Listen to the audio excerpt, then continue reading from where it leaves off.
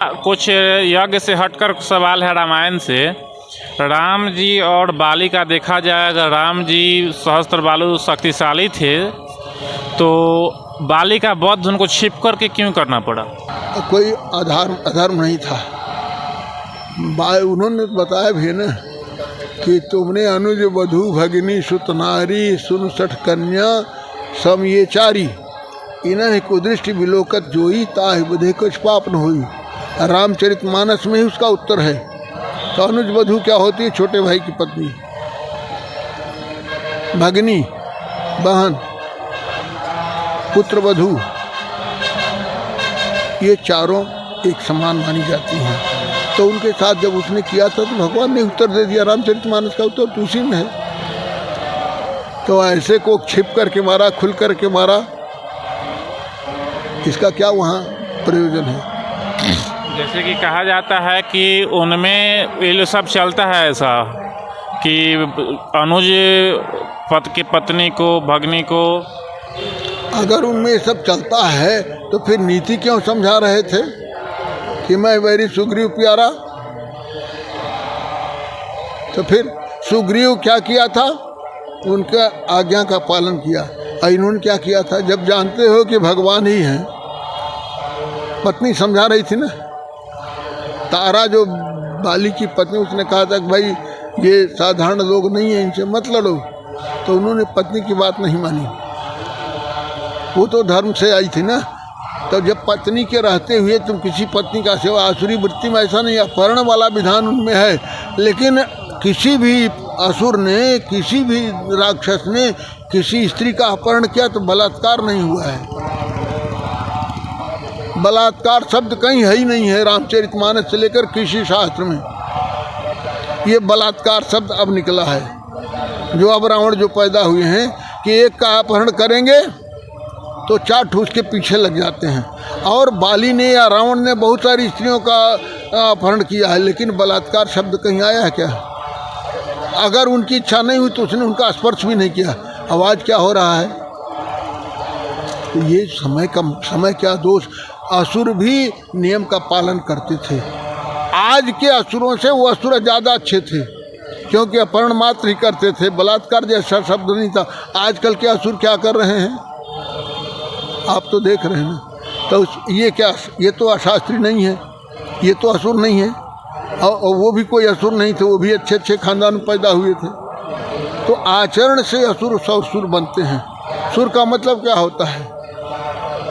सुष्ठु शोभनम तत्र जे रमनते ते सुरा। जो सदाचारी हो, सद्भाषी हो, उसी का नाम सुर है। और आशु प्राण नाम, जो प्राणोपलक्षित अनात्मा में रमण करता है। ये थोड़ा कठोर शब्द है। आत्मा होती है सब पास में, तो केवल प्राण उसके श्वास चल रहे हैं, लेकिन भीतर आत्मा नहीं, अनात्मा है, वही असुर है। और जो आत्मा के भीतर रहता है वही सुर है। तो ये आजकल के असुरों को कहाँ ले जाएंगे? रावण तो सब पीछे पड़ जाते हैं, सब छोटे पड़ जाते हैं। जितने असुर अभी तक शास्त्र में वर्णन किए, आजकल के असुरों से बहुत छोटे पड़ जाते हैं। तो किस शास्त्र की बात करेंगे? वो तो ज़्यादा शास्त्र मानते थे। बलात्कार कभी किया असुर ने, तो कैसे कहा जाए शास्त्र विधान उनके ऊपर लागू नहीं है? शास्त्र विधान तो वहाँ भी लागू है। बलात्कार करना अशास्त्रीय है, आसुरी है। लेकिन वो आप बोलो रावण हो, कोई बहुत सारे असुरों ने अपहरण किया है। रावण ने ही अकेले बहुत सारी स्त्रियों का हरण किया है, लेकिन बलात्कार किसी के साथ किया? वाल्मीकि रामायण स्पष्ट करता है कि उसने बहुत सारी स्त्रियों का हरण किया था, लेकिन वो बहुत सुंदर भी थी, अच्छे कुल खानदान की भी थी, लेकिन ऐसा दुष्कर्म कभी नहीं किया। सीता को ले गया, जो 11 महीने सीता को रखा, कैसे सुरक्षित आई हैं? कहीं कहीं तो राम से अच्छे आचरण में रावण को दिखाई पड़ता है कि ये ले गया, किस बुद्धि से ले गया, लेकिन स्पर्श किया। राम को सुरक्षित सीता मिली, ये किसका कहा जाए? बोलिए, किसके ऊपर लागू होता शास्त्र? राम को सुरक्षित सीता मिली कि नहीं मिली? क्योंकि अग्नि परीक्षा के बाद भी सीता जैसी की तैसी निर्मल शुद्धाचारणी थी। वहाँ ले जा करके भी 12 महीना कोई अपने घर में रखे, उसके बाद भी शुद्धता की परीक्षा में ये सफल हो, क्या कहिएगा? रावण अशास्त्रीय था, असुर था, आचरण में तो औरों से बढ़िया था। अच्छा, राम को मर्यादा पुरुषोत्तम क्यों कहा गया? इसलिए भाई मर्यादा क्या होती है कि उन्होंने जो शास्त्र ने मर्यादा निर्धारित की, कहीं भी राम ने उल्लंघन किया है? कहीं बताइए, कोई बता दे। मर्यादा में राम ने अपने काम क्रोध लोभ में कहीं अमर्यादित अगर हुई, सबसे बड़ा कष्ट तो काम क्रोध लोभ को संभालना होता है, लेकिन शास्त्रीय क्रोध भी करना चाहिए। जहाँ समुद्र के ऊपर क्रोध किया था, एक ही जगह सुनने में आता ना, क्यों किया था? समाज की रक्षा के लिए। अरे भैया, न राम सिद्धो राजा पृथिव्याम नीतिमान भूत सुवृत्ता ये नीतिया वानर स्वीकृता। राम जैसा राजा आजकल धरती पर हुआ ही नहीं आज तक। क्यों? कि बंदरों से भी जो सेवा करा लिया हो वैसा कोई राजा दुनिया में है। इसलिए भगवान रामचंद्र जी धरती छोड़ते छोड़ते के श्लोक राजाओं को वसीयतनामा लिखा है, विरासत में उन्होंने दिया है। भूयो भूयो भाविनो भूमिपालान नत्वा नत्वा याचिते रामचंद्र।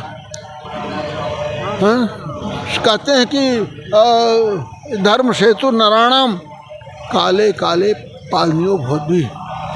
उन्होंने कहा देखो, जो भी भावी राजा धरती पर होंगे उनके लिए मैं ये बता रहा हूँ, भूयो भूयो भाविनो भूमि पालान, जो भूमि पर आने वाले राजा हैं उनके लिए मैं एक संदेश दे रहा हूँ, बार बार हाथ जोड़कर कह रहा हूँ कि सामान्यो यम धर्म सेतु नारायणम।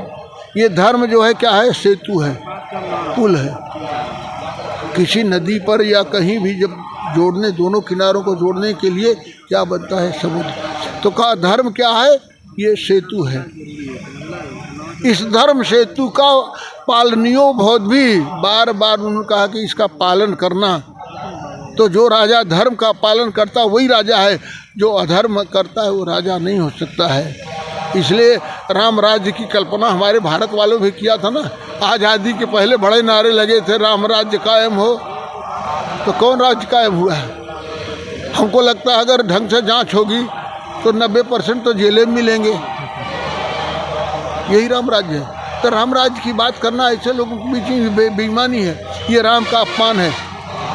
एक शब्द के कारण जो पूरी राज्य को छोड़ चला हो और 14 वर्षों तक पालन किया हो। और भी तो राजा हुए हैं यहाँ, एक हमारे मुगल लोग भी आए थे। क्या किया?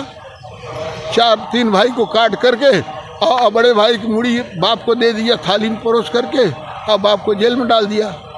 और लक्ष्मण जी ने कहा कि ये दशरथ जो है वृद्ध हो गए, इनकी बुद्धि काम नहीं कर रही भाई, भैया हम सारी सेना को नियंत्रण करके अकेले सबको जीत लेंगे और आप राजा बनो।